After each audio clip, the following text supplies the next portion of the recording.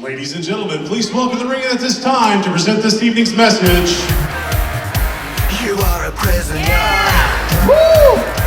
of what they wanted you to be. Now you're a minister of a brand new reality. Don't you wanna get away? He's from the depths of the darkroom, Wrestling Theology's own photographer, Bill Hoyer, everybody.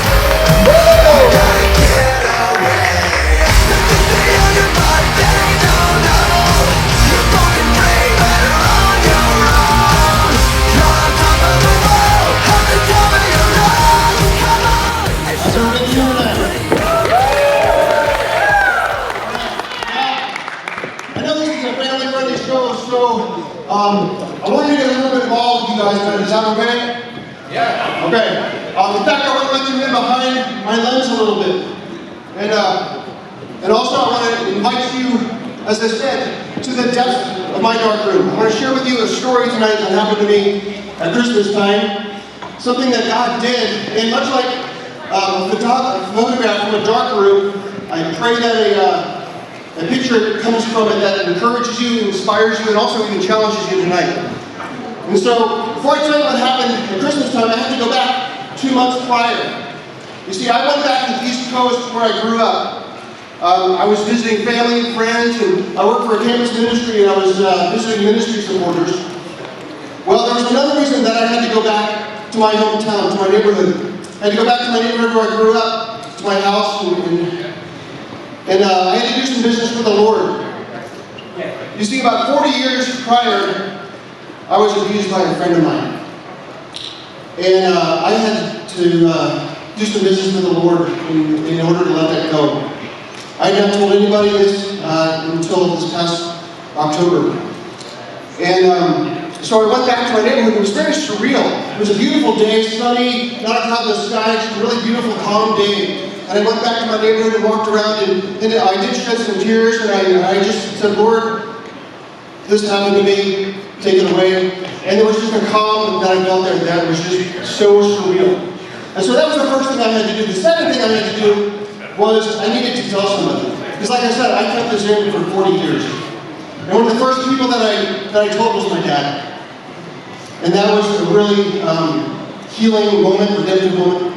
And so I left that area to come back to Indiana, feeling like I did what I needed to do. Little did I know, God had other plans. So like Paul Harvey said, there's the rest of the story. So fast forward to a week before Christmas, I get a email from the ministry I work for, and they were talking, and it was about a donation that I received. Well, this donation was from the guy that did this to me some 40 years ago. And I was just floored. I was like, how is this even possible? I've not had any contact with this guy.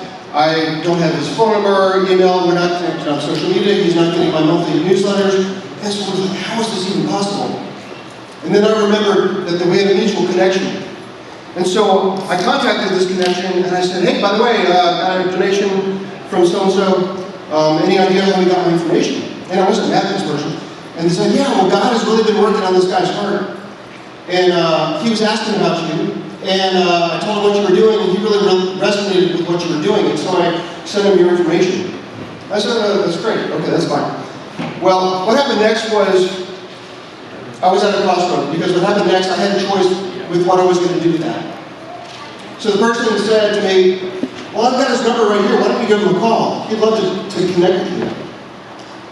And I'm thinking to myself, okay, let's see what's going on here. I see where this is going. And so I took his number.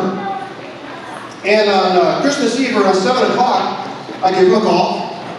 And it was really awkward at first. I haven't spoken to you in probably 25, 30 years. Thank you for the donation. Very surface level conversation. But then in the back of my mind, God is like, this really isn't about any kind of donation. You know why you called. And so I said to him, I went back to our neighborhood.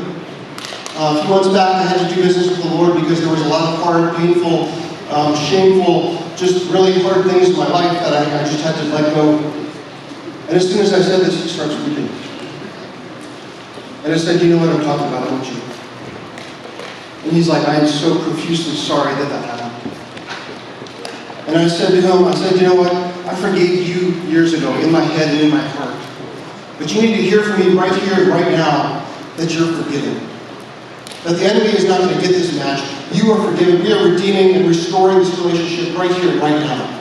And he's crying, and I'm crying, and he's like, I can't even begin to tell you, I understand what you're telling me. And I tell you guys, outside of a relationship with Jesus Christ, I wouldn't have been able to do that.